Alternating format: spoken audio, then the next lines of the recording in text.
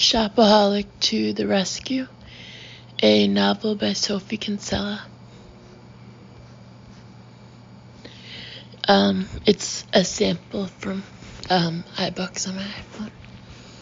Starts with some letters or emails from D. Smith at lowcostinternet.com to Brandon, Rebecca, subject a quote-unquote request.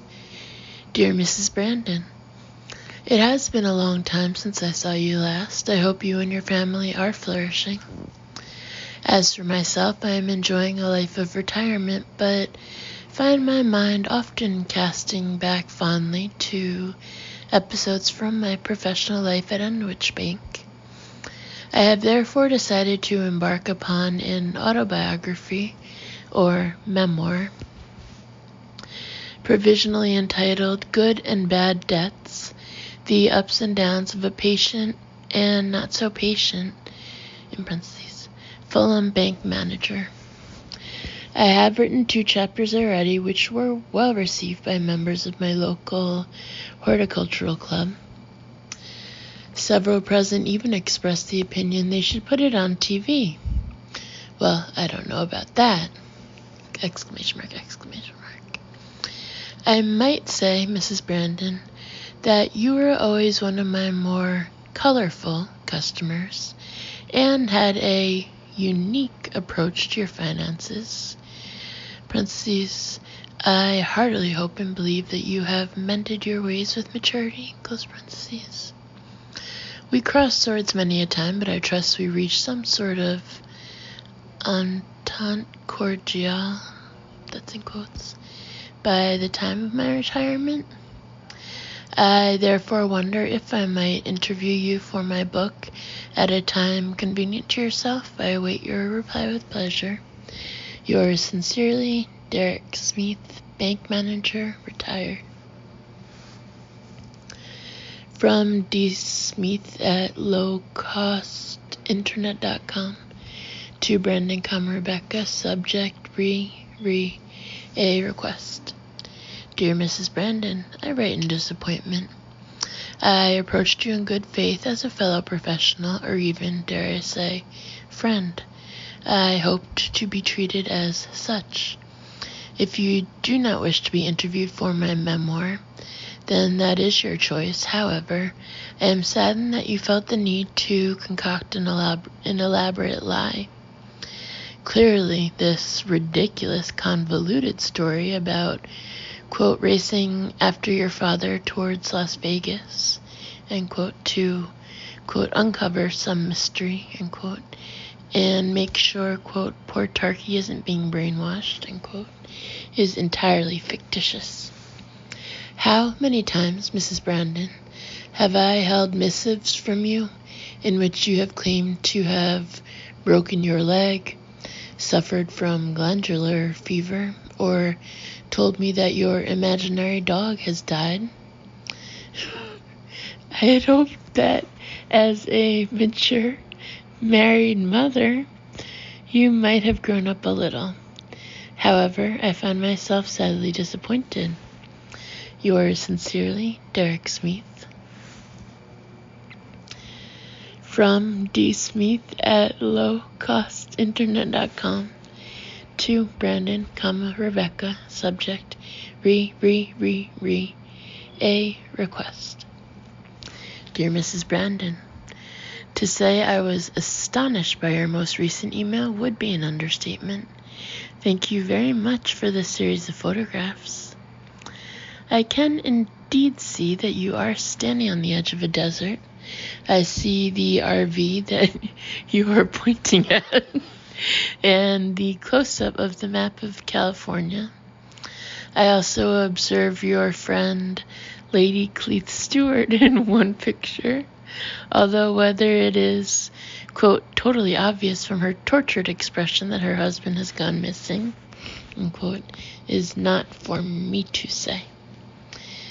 May I please ask you to clarify?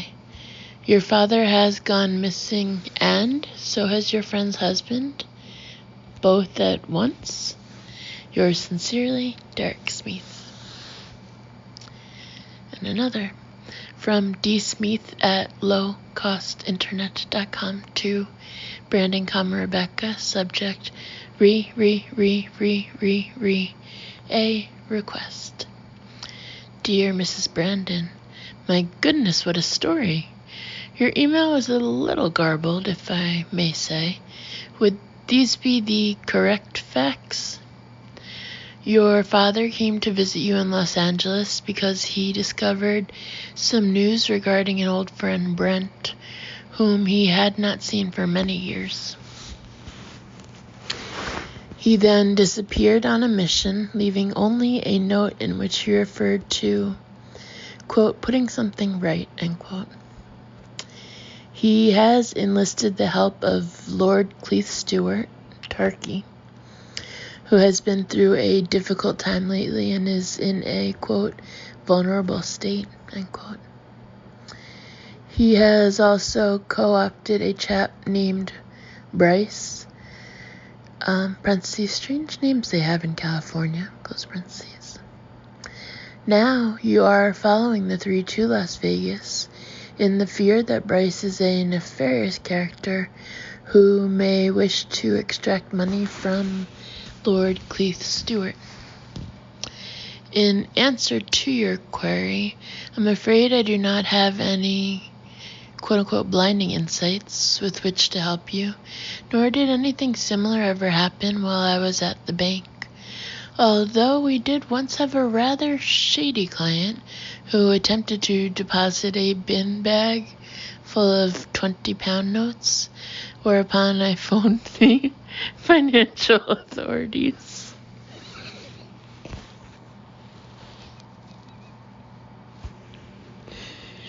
I will be recounting that tale in my book, believe me. I wish you every success in tracking down the missing 3. And if I can be of any help whatsoever, please do not hesitate to contact me. Yours sincerely, Derek Smith. Chapter 1. Okay, says Luke calmly, don't panic. Don't panic? Luke is saying don't panic? No, this is all wrong. My husband never says don't panic. If he's saying don't panic, then what he really means is there's every good reason to panic. Gosh, now I'm panicking.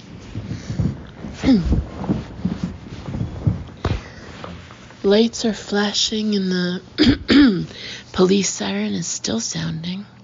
All I can think are wild, random thoughts like, do handcuffs hurt? And who should I call from my jail cell? And are the jumpsuits all orange? A policeman is heading toward our hired Class C 26-foot motorhome. Parentheses, blue gingham drapes, flowered upholstery, 6 beds, although bed is an exaggeration. Try 6 skinny mattresses plonked on planks of wood, close parentheses. He is one of those cool-looking American policemen with mirror shades and a tan, and he's very scary. My heart starts to thump, and I automatically start searching around for a hiding place. Okay, maybe this is a slight overreaction, but I've always been nervous around policemen ever since I smuggled 6 pairs.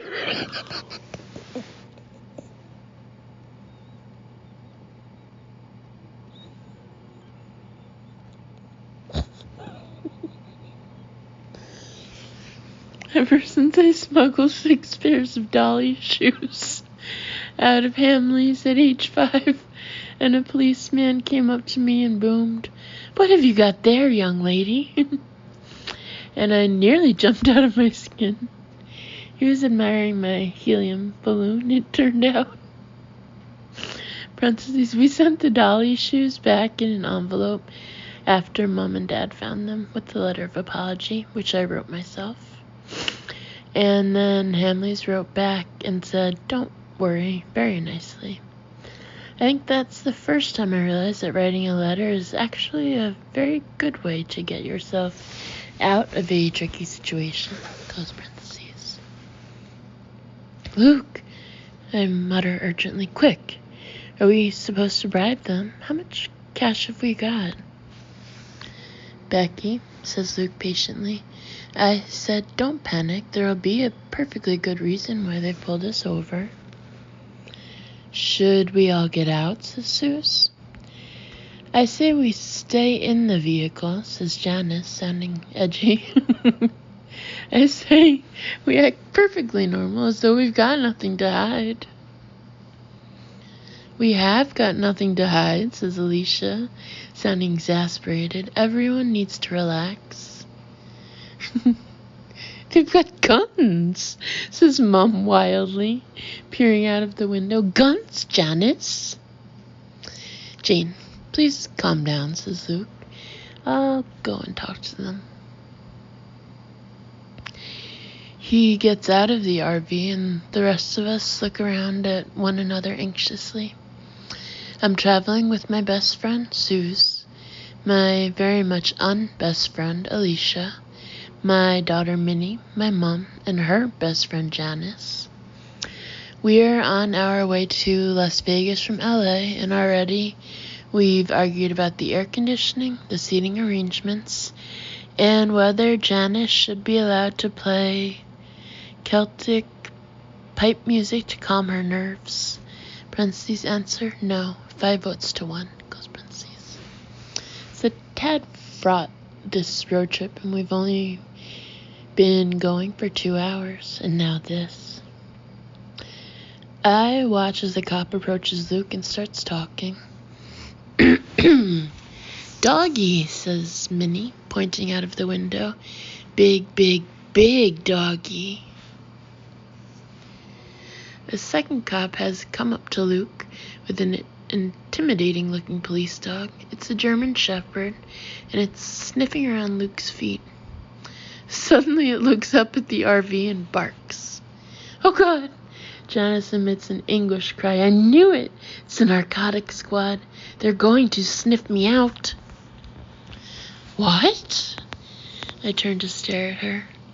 Janice is a middle-aged lady who likes flower arranging and doing people's makeup in lurid shades of peach. What does she mean, sniff her out? I'm sorry to have to tell you, everybody, she gulps dramatically, but I have illicit drugs about my person.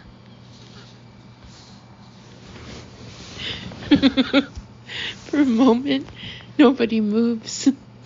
My brain is refusing to compute these two elements. Illicit drugs? Janice? Drugs! Mom exclaims. Janice, what are you talking about? For jet lag, Janice moans. My doctor was so unhelpful, I had to resort to the internet. Annabelle at the Bridge Club gave me the website, but it had a disclaimer. May be prohibited in certain countries, and now that dog will sniff them out and will get hauled in for questioning. She breaks off at the sound of frenzied barking. I have to admit, the police dog seems quite keen on coming over to the RV. It's pulling on its leash and yelping. The policeman keeps looking down at it in irritation. You bought prohibited drugs? Suze explodes. Why would you do that? Janice, you're going to jeopardize the whole trip.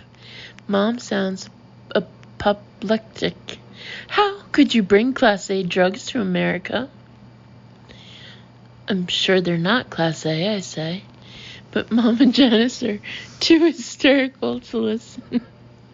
Get rid of them, Mom is saying shrilly. Now! Here they are. Janice takes 2 white packets out of her bag, her hands fumbling. I never would have brought them if I'd known. Well, what shall we do with them? Demands Mom. Everyone swallow 1 blister pack, says Janice, pulling them out of the boxes in agitation. That's the only thing we can do. Are you nuts? Retorts Suze furiously. I'm not swallowing unlicensed tablets from the internet. Janice, you have to dispose of them, says Mum. Get out and scatter them by the side of the road. I'll distract the police. No, we'll all distract the police. Everybody out of the RV now. The police will notice, wails Janice. No, the police won't notice, says Mum firmly. Do you hear me, Janice? The police won't notice. Not if you're quick.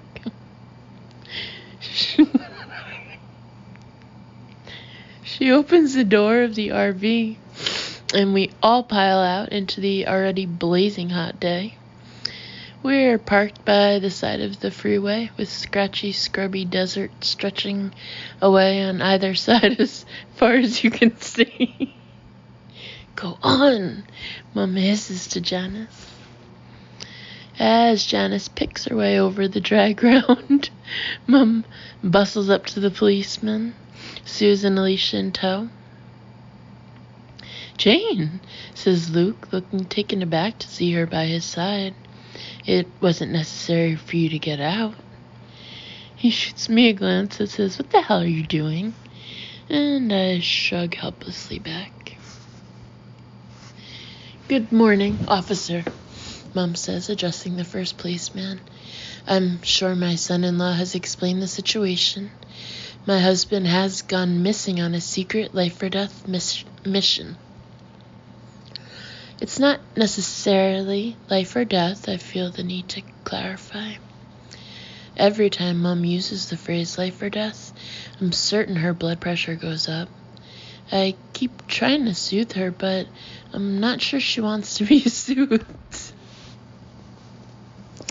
He's in the company of Lord Cleith Stewart, Mum continues, and this is Lady Cleith Stewart. They live in Leatherby Hall, one of the top stately homes in England, she adds proudly. That's irrelevant, says Suze.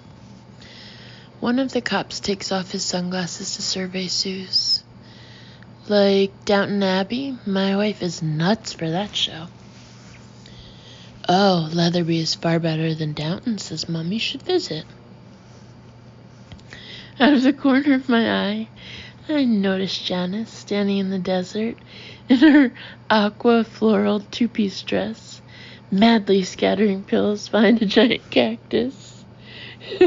She could hardly be less discreet. But luckily the policemen are distracted by Mum, who is now telling them about Dad's note. He left it on his pillow, she's saying indignantly. A little trip, he's calling it. What kind of married man just ups and leaves on a little trip? Officers, Luke has been trying to get a word in. Thank you for informing me about the taillight. Perhaps we could carry on with our journey now? There's a short silence as the cops look consideringly at each other. Don't panic, says Minnie, looking up from where she's been playing with her favorite dolly, Speaky. She beams up at one of the policemen. Don't panic. Sure thing, he beams back at her. Cute kid. What's your name, honey? The police won't notice, replies Minnie conversationally. And at once there's a prickly silence.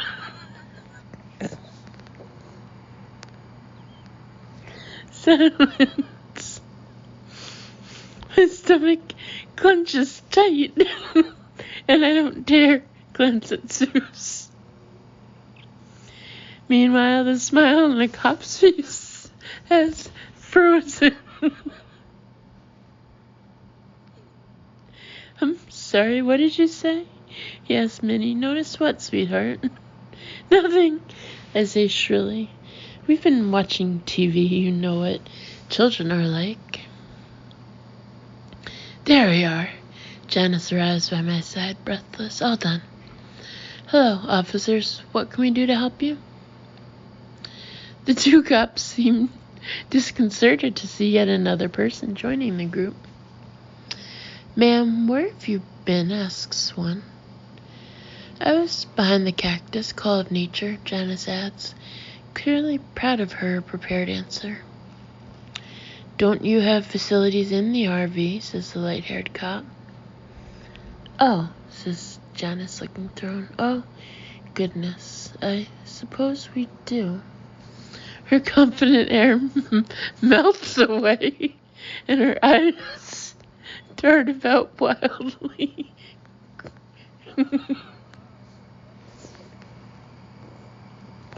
Goodness.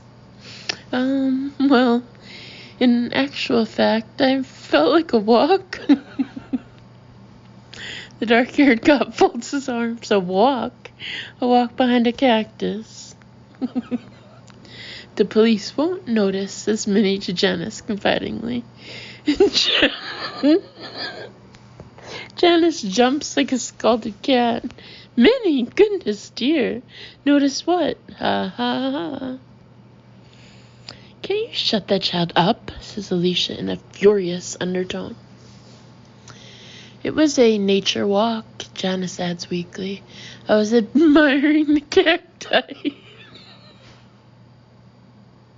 Beautiful.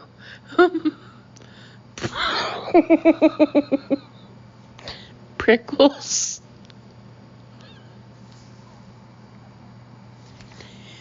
Beautiful prickles?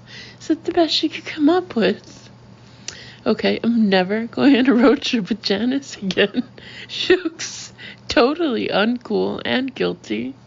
No wonder the cops seem suspicious.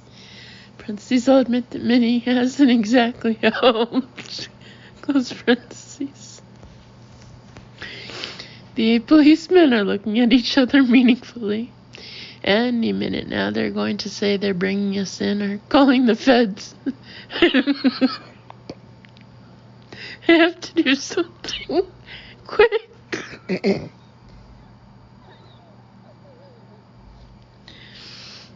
But what? Think. And then inspiration strikes. "Officer," I exclaim, "I'm so glad we've met because I have a favor to ask. I have a young cousin who'd love to become a police officer, and he'd be so grateful for an internship. Could he contact you? You're Officer Kopinski." I get out my phone and start typing in the name, copying it off his badge. "Perhaps he could shadow you?"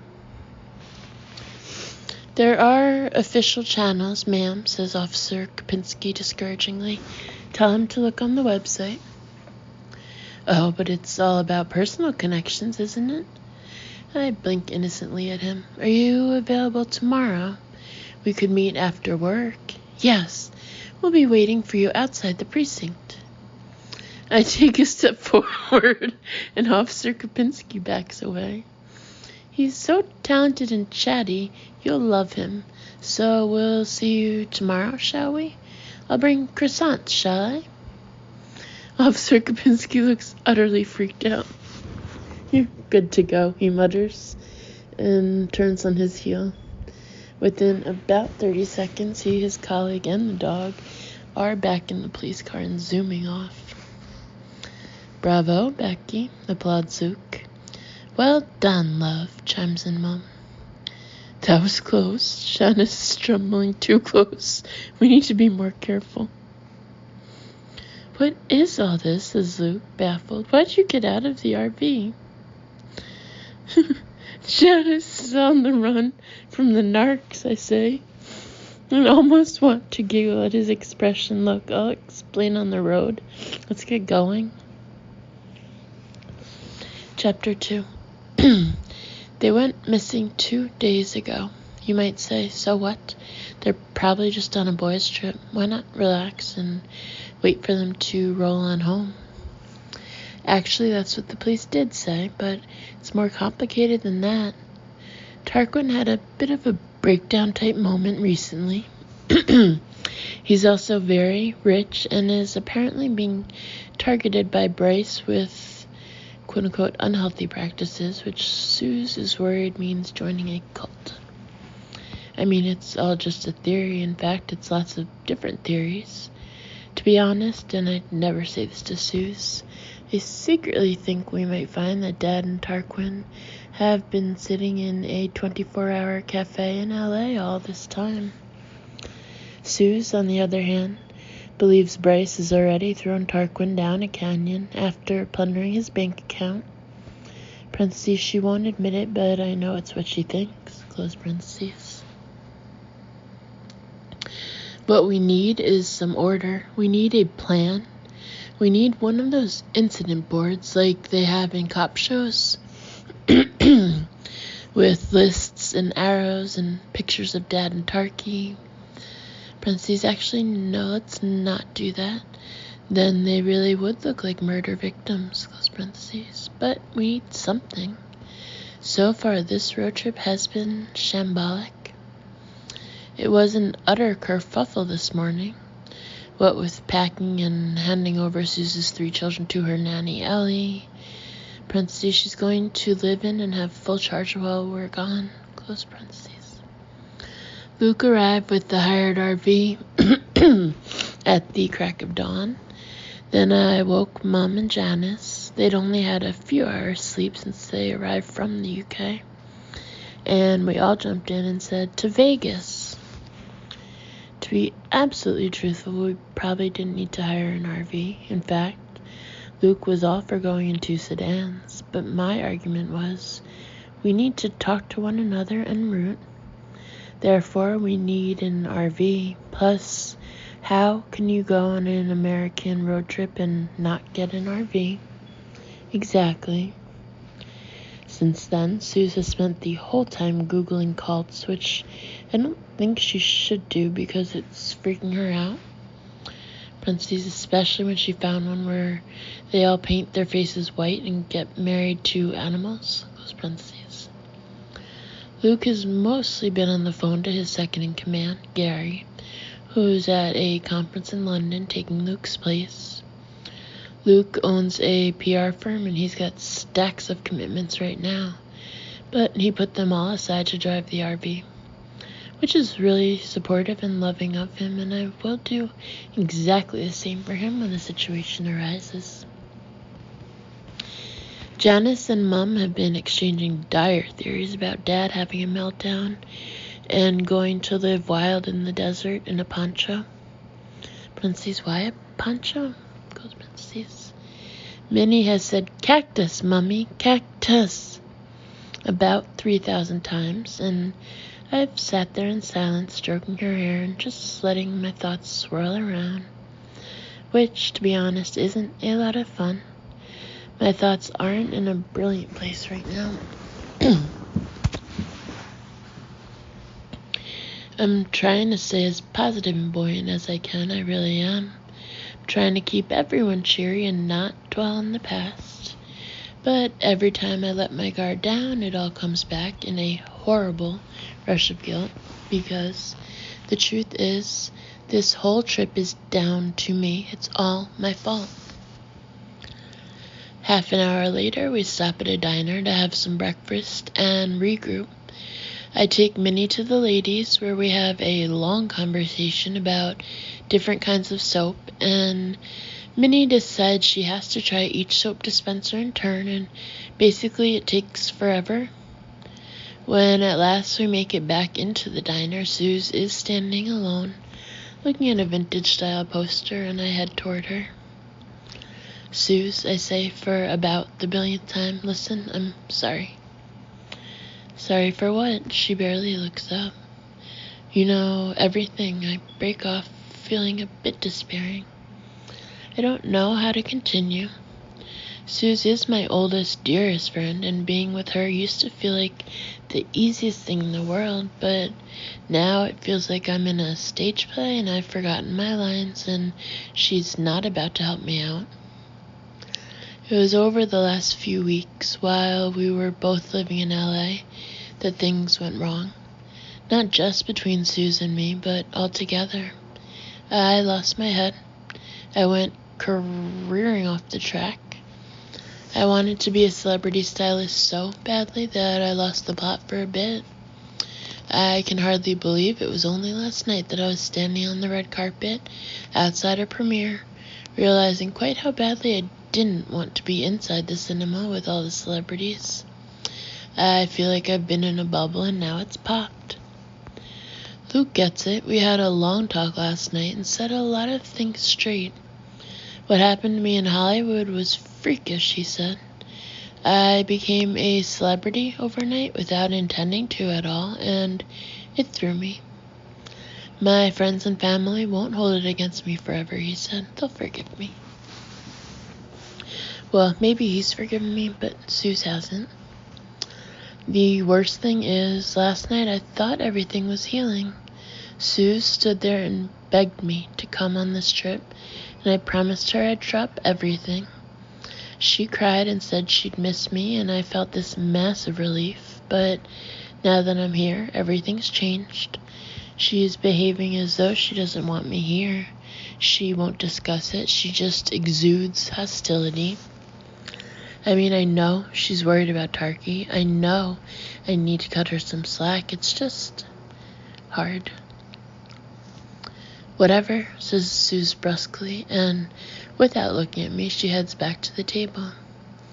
As I follow her, Alicia Bitch Longlegs glances up and sweeps disdainful eyes over me. I still can't quite believe she's come on this trip, Alicia Bitch Longlegs, my least favorite person in the world. I should say Alicia Merrill. That's her name now, ever since she married Wilton Merrill, founder of the famous yoga and rehab center Golden Peace. It's a massive complex with classes and a gift shop, and I used to be quite a fan. Well, we were all fans, until Tarquin started going there all the time to hang out with Bryce, and told Sue she was toxic, and frankly became a bit weird. Parentheses, I should say a bit weirder. He's never exactly been the most normal knife in the drawer, old Tarky, close parentheses. It was Alicia who discovered they were heading to Vegas. It was Alicia who brought a chiller full of coconut water for the RV. Alicia's the heroine of the hour, but I'm still wary of her. Alicia has been my bête noire ever since I first knew her years ago, before I was married. She's tried to wreck my life. She's tried to wreck Luke's life. She's put me down at every opportunity and made me feel small and stupid. Now she says that's all in the past and we should forget it, and she's moved on. But I'm sorry, I can't trust her. I just can't. I was thinking, I say, trying to sound businesslike. We need to make a proper plan. I get a pen and notebook from my bag, write plan in big letters, and put it on the table for everyone to see. Let's go over the facts. Your dad has dragged the other two off on some mission to do with his past, says Suze. But you don't know what because you didn't ask him. With that, she shoots me a familiar, accusing look. I know, I say humbly. I'm sorry. I should have talked to my dad more. If I could turn back time, I'd do everything differently. Of course I would. Of course I would. But I can't. All I can do is try to make up for it now. So let's recap what we do know, I say, trying to stay upbeat. Graham Bloomwood came to the United States in 1972. He toured around with 3 American friends, Brent, Corey, and Raymond, and they followed this route. I opened Dad's map and put it down with a flourish, Exhibit A. We all look at the map for the millionth time. It's a very basic road map, old and yellowed, with a red bureau route drawn in. It doesn't really help us in truth, but we all keep staring at it just in case. I searched my dad's room after he disappeared with Tarky, and this is all I found, apart from an old magazine. So they might be following this route. Suze is still peering at the map. L.A., Las Vegas. Look, they went to the Grand Canyon. But they might not be following that route, I say quickly, before she can decide that Dad and Tarky must be at the bottom of the Grand Canyon, and we need to go there at once in a helicopter. Is your father the sort to retrace his steps, says Alicia? I suppose what I mean is he redactive? Redactive? What's that? Well, I cough sometimes, maybe. Alicia keeps asking me really difficult questions like this, and then she blinks at me in silent triumph, as though to say, "You don't understand, do you?" Plus, she speaks in this soft, serene way, which gives me the creeps. Alicia's totally changed style since she was a bossy PR girl in London. She wears yoga trousers and her hair in a low ponytail, and her speech is sprinkled with new agey expressions, but she's still as patronizing as ever. Sometimes he retraces his steps, sometimes he doesn't, I improvise.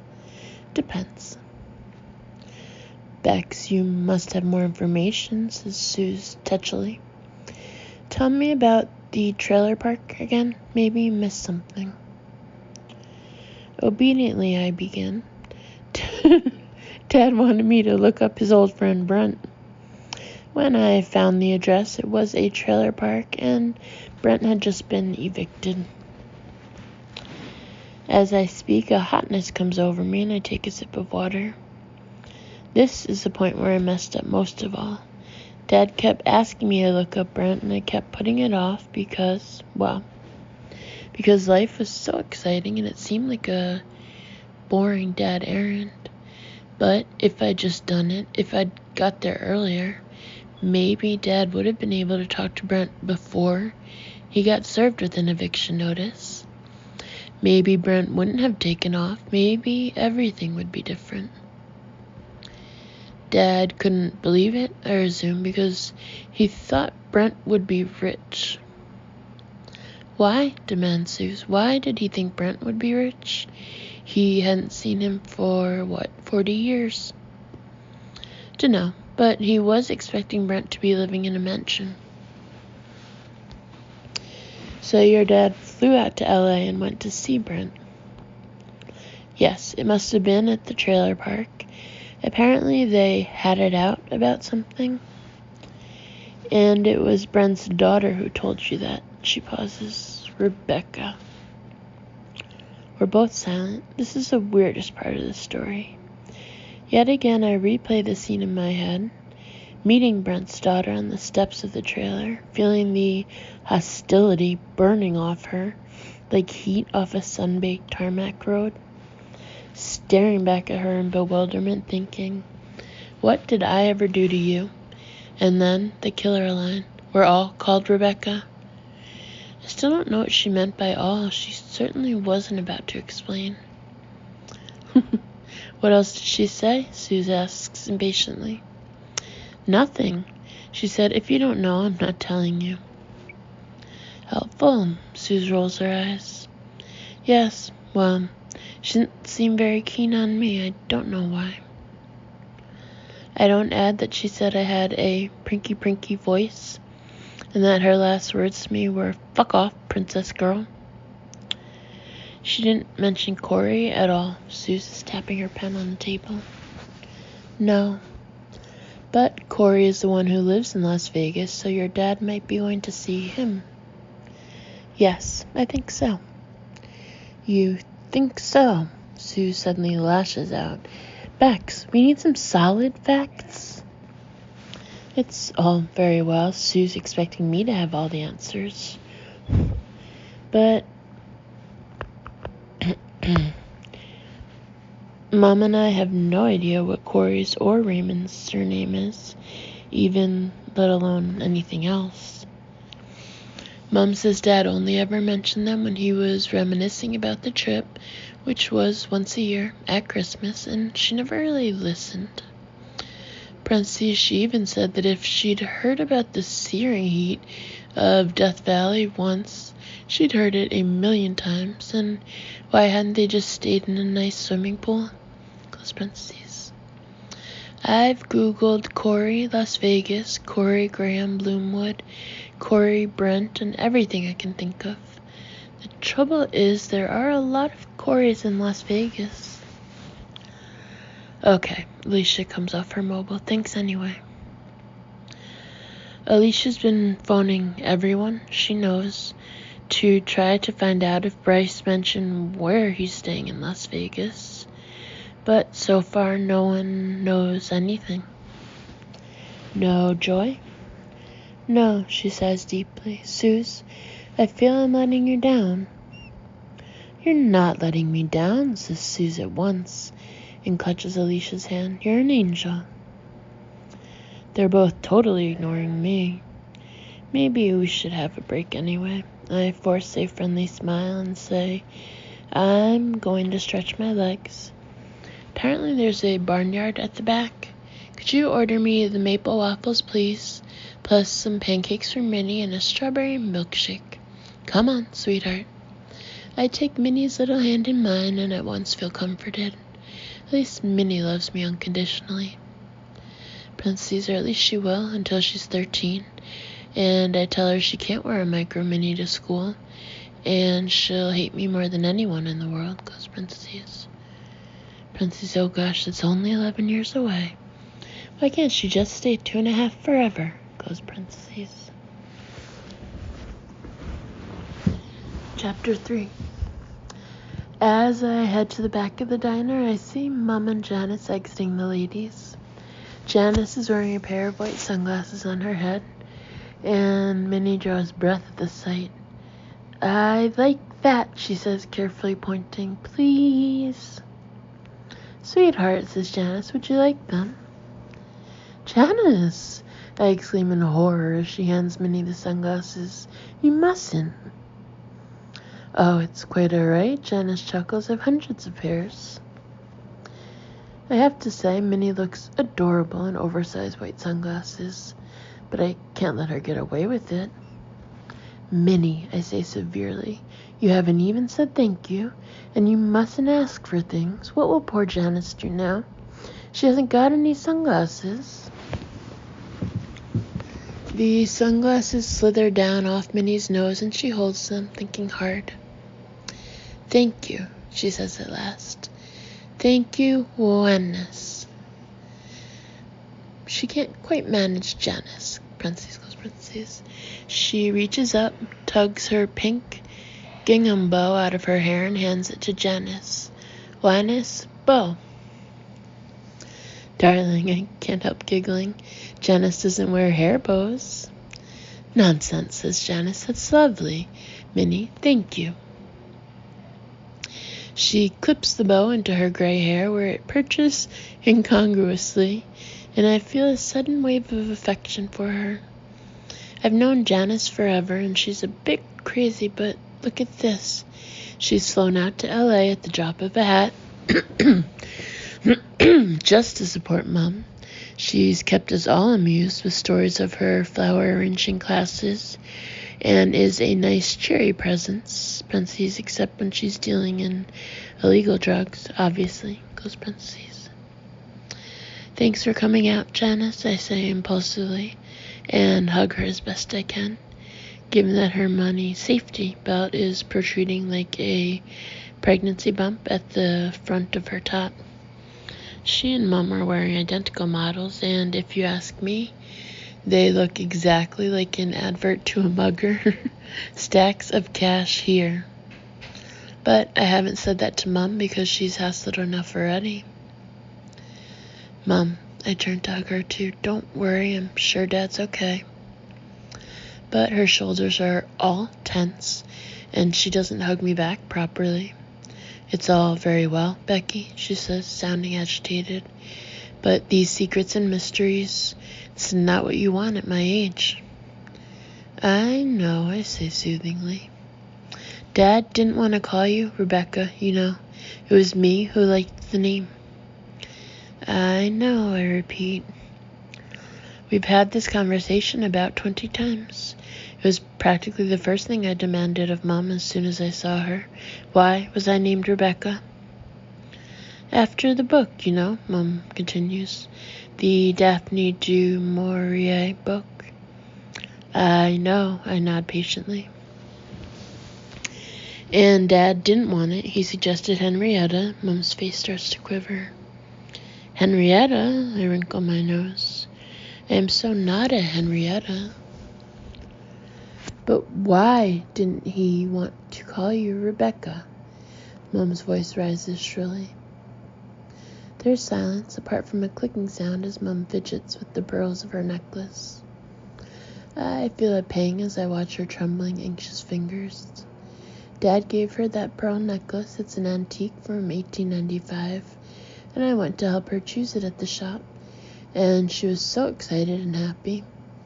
Every year, Dad gets a BB, what we call his big bonus, and spends it on something nice for each of us. The truth is, my dad's pretty amazing. He still gets his BB, even now that he's retired, just for a bit of insurance consultancy. Luke says he must have some really impressive niche knowledge to command such high fees.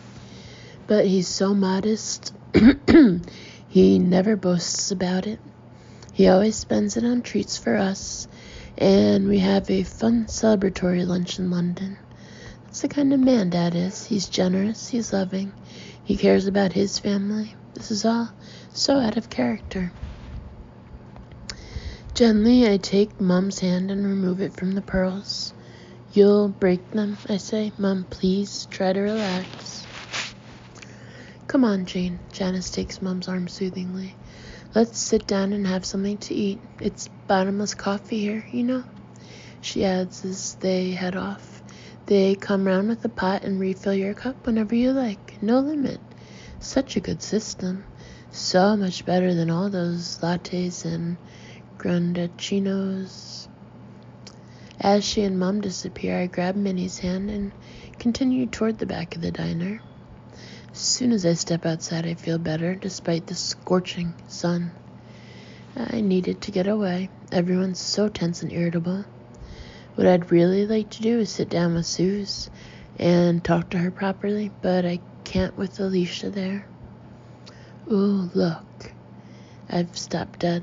Not at the barnyard, which consists of 3 mangy goats and a pen, but at a sign reading local craft sale. Maybe I should go and buy something to cheer myself up, give myself a little lift and support the local economy at the same time.